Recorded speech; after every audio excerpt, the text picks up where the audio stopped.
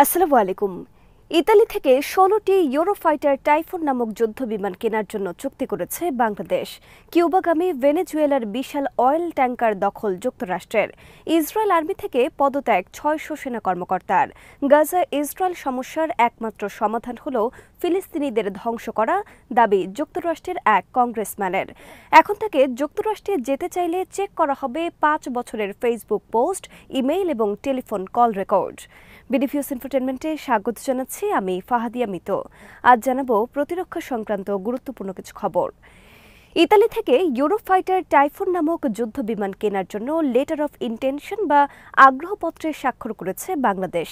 এই স্বাক্ষরের আলোকে এখন বাংলাদেশ ইতালির সাথে বিস্তারিত আলোচনা করবে এই যুদ্ধ বিমান কেনার বিষয়ে। এই খবর প্রকাশ করেছে যুক্তরাষ্ট্রের নামকরা ডিফেন্স নিউজ অনলাইন। ডিফেন্স নিউজের খবরে বলা হয়েছে, বাংলাদেশ বিমান বাহিনীর সদর দফতরে বিমান বাহিনী প্রধান হাসান মাহমুদ খান ও বাংলাদেশে নিযুক্ত ইতালির রাষ্ট্রদূত অ্যান্টনি আলেসান্দ্রো লেটার অফ ইন্টেনশনে স্বাক্ষর করেন।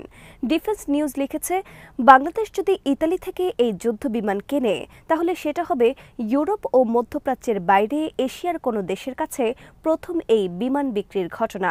বাংলাদেশ এয়ারফোর্স জানিয়েছে, তারা ইতালির লিওনার্দোর সাথে আলোচনা করবে যুদ্ধ বিমান কেনার জন্য। ইউরোফাইটার টাইফুন যুদ্ধ বিমান বাংলাদেশের কাছে বিক্রির ক্ষেত্রে মার্কেটিংয়ের দায়িত্বে রয়েছে সমরাস্ত্র নির্মাতা প্রতিষ্ঠান লিওনার্দো। তারাই বাংলাদেশের কাছে এই বিমান ডেলিভারি দেবে। বাংলাদেশ ১৬টি ইউরোফাইটার টাইফুন কিনতে পারে। এই উপলক্ষে চলতি বছরের শুরুতে বাংলাদেশের কর্মকর্তারা ইতালি সফর করেন এবং ইউরোফাইটার টাইফুন বিমান পরিদর্শন করেন। বর্তমানে বাংলাদেশের কাছে লিওনার্দো নির্মিত ২ ধরনের হেলিকপ্টার রয়েছে। ইউরোফাইটার টাইফুন ইতালির লিওনার্দো কোম্পানি, জার্মানি, স্পেন ও ব্রিটেন যৌথ নির্মিত একটি যুদ্ধ বিমান। এটি একটি ২ ইঞ্জিন বিশিষ্ট সুপারসনিক মাল্টি রোল যুদ্ধ বিমান। 4.5 জেনারেশন এই যুদ্ধ বিমান air to air, air to surface এবং সমুদ্র জাহাজে মিসাইল হামলা চালাতে সক্ষম। এই বিমান বাংলাদেশ বিমান বাহিনীতে যুক্ত হলে রাতারাতি পাল্টে যাবে বাংলাদেশের সামরিক শক্তি। অপরদিকে বাংলাদেশ আর আগে চীন থেকেও ২০টির অধিক J-10C ফাইটার জেট কেনার বিষয়ে দুই পক্ষের মধ্যে আলোচনা চূড়ান্ত করেছে। ভেনেজুয়েলার বিশাল একটি তেলবাহী ট্যাঙ্কার দখল করেছে যুক্তরাষ্ট্র। বুধবার ভেনেজুয়েলা উপকূল থেকে দূরবর্তী সাগরে যুক্তরাষ্ট্র আর্মি দখলে নেয় ট্যাঙ্কারটি। ট্যাঙ্কারটি দখলের ভিডিও প্রকাশ করেছে যুক্তরাষ্ট্র। এতে দেখা গেছে, হেলিকপ্টার থেকে ট্যাঙ্কারটির ডেকে সেনা অবতরণ করছে। বিপুল পরিমাণ অপরিশোধিত জ্বালানি তেল নিয়ে কিউবার উদ্দেশ্যে যাচ্ছিল জাহাজটি। যুক্তরাষ্ট্রের অ্যাটর্নি জেনারেল পাম বন্ডি বলেছেন, যুক্তরাষ্ট্রের নিষেধাজ্ঞা উপেক্ষা করে ভেনেজুয়েলা কিউবায় জ্বালানি নিয়ে যাচ্ছিল। তাছাড়া যে ট্যাঙ্কারটি দখল করা হয়েছে সেটির বিরুদ্ধেও নিষেধাজ্ঞা রয়েছে। অতীতে ইরানও এই ট্যাঙ্কারটি ব্যবহার করেছে। নিষেধাজ্ঞা অমান্য করে জ্বালানি পরিবহনের মাধ্যমে ভেনেজুয়েলা কিউবার মূলত মাদক চোরাচালানিদের সহায়তা করছে। অ্যাটর্নি জেনারেল জানান, যুক্তরাষ্ট্র কোস্টগার্ড, FBI এবং হোমল্যান্ড সিকিউরিটি অভিযানে অংশ নেয় ট্যাঙ্কারটি দখলের জন্য। বুধবারের এই ঘটনায় ভেনেজুয়েলায় যুক্তরাষ্ট্রের সম্ভাব্য আগ্রাসন নতুন মাত্রা পেয়েছে। যুক্তরাষ্ট্রের প্রেসিডেন্ট ডোনাল্ড ট্রাম্প বলেছেন, যুক্তরাষ্ট্র এর আগে কখনো এত বড় জ্বালানি ট্যাঙ্কার দখল করেনি। সাংবাদিকদের এক প্রশ্নের জবাবে ট্রাম্প বলেন, ট্যাঙ্কারে থাকা তেল আমাদের। ইসরায়েল আর্মি থেকে পদত্যাগ করার আবেদন করেছেন প্রায় ৬০০ সেনা কর্মকর্তা। এর মধ্যে কমিশনপ্রাপ্ত এবং নন কমিশন উভয় ধরনের কর্মকর্তা রয়েছেন। ইসরায়েল আর্মিতে যেসব অফিসার স্থায়ীভাবে নিয়োগকৃত তারা অবসরের পর প্রতি মাসে ইসরায়েলি মুদ্রা ২৫০০ শেকেল লাভ করেন। কিন্তু বর্তমান নেতানিয়াহু সরকার এই আর্থিক সুবিধা বাতিল ঘোষণা করেছেন। আগামী জানুয়ারি মাস থেকে এই সিদ্ধান্ত কার্যকর হবে। তাই তার আগেই সেনা কর্মকর্তারা পদত্যাগপত্র জমা দিয়েছেন, যাতে তাদের ক্ষেত্রে এই সিদ্ধান্ত কার্যকর না হয়। আর্মিতে চাকরি করার চাইতে তারা অবসরে গিয়ে মাসিক সুবিধা গ্রহণকেই বড় করে দেখছেন। এর মাধ্যমে এটি পরিষ্কার যে তারা ইসরায়েল আর্মিতে থাকার আগ্রহ হারিয়ে ফেলেছেন। ইসরায়েলের গণমাধ্যমের বিশ্লেষণে বলা হয়েছে, এই ঘটনার মধ্য দিয়ে ইসরায়েল আর্মির অভ্যন্তরীণ তীব্র সমস্যা সামনে আসলো। ইসরায়েল সেনা কর্মকর্তাদের জন্য আবাসিক সুবিধা, বিশেষ অনুদান, পারিবারিক বিভিন্ন কর্মসূচি রয়েছে। তার বাইরে ছিল অবসরকালীন বিশেষ এই সুবিধা। ইসরায়েলের গণমাধ্যমে সরকারের এই সিদ্ধান্তের সমালোচনা করে বলা হয়েছে, দীর্ঘ গাজা যুদ্ধে ইসরায়েল আর্মি এখন ক্লান্ত শ্রান্ত।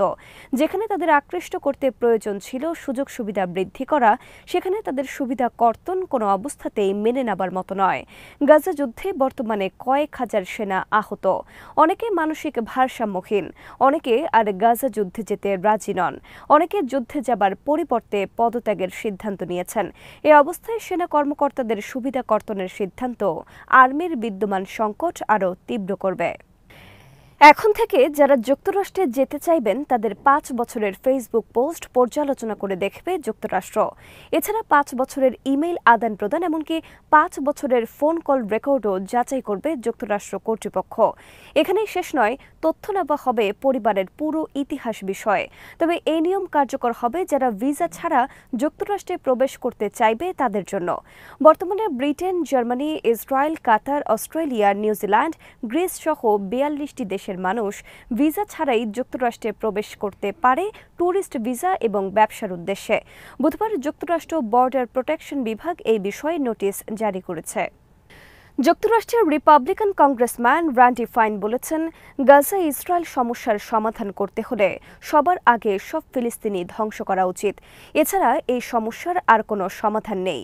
মঙ্গলবার কংগ্রেসের একটি শুনানিতে অংশ নিয়ে এই বক্তব্য দেন র্যান্ডি ফাইন। ফাইন বলেন, আমার এই বক্তব্যের জন্য যদি আমাকে ইসলামোফোবিক বলা হয় তাতে আমার কিছু যায় আসে না। ফিলিস্তিনিরা সবসময় বলে থাকে ইসরায়েলকে ধ্বংস করতে হবে। ইসরায়েল নামক রাষ্ট্র পৃথিবীর বুকে থাকতে পারবে না। তাহলে আমরা কেন বলতে পারবো না ফিলিস্তিনিদের ধ্বংস করতে হবে এবং ফিলিস্তিন বলতে কিছু থাকতে পারবে না? উগ্র মুসলিম বিদ্বেষী র্যান্ডি ফাইন প্রেসিডেন্ট ডোনাল্ড ট্রাম্পের একজন ঘনিষ্ঠ হিসেবে পরিচিত। ট্রাম্পের উদ্দেশ্যে তিনি শুনানিতে বলেন, আপনি হয়তো তাদের সাথে শান্তি চুক্তি করবেন, কিন্তু তাতে কোনো কাজ হবে না। যদি পারেন ফিলিস্তিনিদের ধ্বংসের উদ্দেশ্যে কিছু করেন। জাপানের চারদিকে বিমান মহড়া শুরু করেছে চীন এবং রাশিয়া। চীন এবং রাশিয়ার বিমানের অপারেশনের গতিবিধি পর্যবেক্ষণের লক্ষ্যে আকাশে পাল্টা টহল বিমান উড়িয়েছে জাপান। এ নিয়ে নতুন করে উত্তেজনা ছড়িয়ে পড়েছে চীন ও জাপানের মধ্যে। মঙ্গলবার চীন তাদের দূরপাল্লার বোমারু বিমান H-6 এর মাধ্যমে জাপানের চারদিকে অপারেশন পরিচালনা করে। সাথে ছিল চীনা 6টি J-16 ফাইটার জেট। চীনা এই মহড়ায় যোগ দেয় রাশিয়ার দূরপাল্লার বোমারু বিমান Tu-95। বিমানগুলো জাপানের ওকিনাওয়া এবং মিয়াকো দ্বীপের ওপর টহল দিতে থাকে। এ সময় জাপান আকাশে মোতায়েন করে তাদের আর্লি ওয়ার্নিং A-50 এবং রাশিয়ার তৈরি দুটি Su-30 ফাইটার জেট। জাপানের প্রতিরক্ষা মন্ত্রী শিনজিরো কোইজুমি বলেছেন, চীন ও রাশিয়ার এই অপারেশন জাপানের বিরুদ্ধে সরাসরি সামরিক হুমকি। গত সপ্তাহে জাপানের প্রধানমন্ত্রী সানায়ে তাকাচাই বলেন, চীন যদি তাইওয়ানে আগ্রাসন চালায় তাহলে জাপান চীনের বিরুদ্ধে যুদ্ধে যোগ দেবে। এরপর থেকে দুই দেশের মধ্যে উত্তেজনা দেখা দেয়। দক্ষিণ কোরিয়াও মঙ্গলবার এক বিবৃতিতে জানায়, চীন ও রাশিয়ার বোমারু বিমান তাদের আকাশসীমা লঙ্ঘন করেছে। রাশিয়ার Tu-95 হল বর্তমানে বিশ্বে একমাত্র প্রোপেলার চালিত দূরপাল্লার বা কৌশলগত বোমারু বিমান। এর ইঞ্জিন সংখ্যা 4টি। এই বিমান পারমাণবিক বোমা বহনে সক্ষম। পুনঃ জ্বালানি সংগ্রহ করে আকাশে কয়েকদিন পর্যন্ত ভেসে থাকতে সক্ষম এই বিমান। যুক্তরাষ্ট্রের B-52 বোমারু বিমান মোকাবেলায় রাশিয়া নির্মাণ করে এই বিমান। 1956 সালে এটি রাশিয়ার বিমান বাহিনীতে যুক্ত হয়। 75 বছরের পুরনো এই বোমারু বিমান আজও যুক্তরাষ্ট্রের জন্য বড় ধরনের হুমকি। অপরদিকে চীনা H-6 বোমারু বিমানও যুক্তরাষ্ট্রের B-52 বোমারু বিমানের সমকক্ষ হিসেবে বিবেচনা করেন সমর বিশ্লেষকরা। আজ এখানেই শেষ করছি। সমরাষ্ট্র, প্রতিরক্ষা ও কূটনীতির নানা তথ্য জানতে চোখ রাখুন বিডিপিওস ইনফোটেনমেন্টে। চ্যানেলটি ভালো লাগলে সাবস্ক্রাইব করুন, সংযুক্ত থাকুন আমাদের ফেসবুক পেজে। আল্লাহ হাফেজ।